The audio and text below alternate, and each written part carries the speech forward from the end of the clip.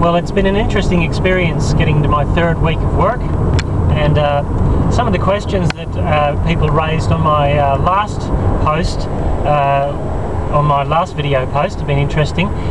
Just raising the question of, when you're in a work setting, how can people see what Christianity looks like in community if you're the only person actually in the workplace that's a Christian? Nigel Gordon mentioned that there are some strengths and weaknesses to both being in the church setting, explaining the gospel, and being in the work setting. But it seemed to me that one of the major weaknesses would be you haven't got any way of modelling the brotherly love of John 13 that Jesus says will demonstrate that all will know that you are Jesus' disciples. So that's an interesting one. It would be great to have a workplace where you pacted together with other Christians, that you would seek employment in that workplace in order to demonstrate in the way you interact with each other what Christianity looks like.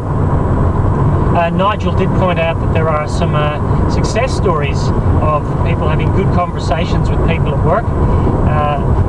The question that he was addressing in that was, is it any good? Is there any way of having an entry point into speaking into other people's lives?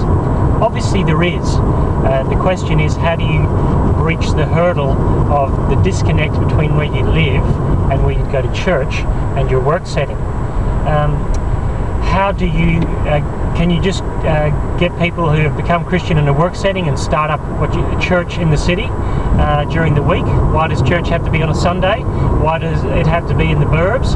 Can't it be on a Thursday lunchtime between 6 people who are Christians?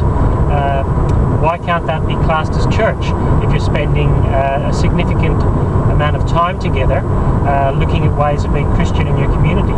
So there are some interesting questions. I'm 3 weeks in and still no closer, I suppose, to having some really serious conversations with anyone about what I believe.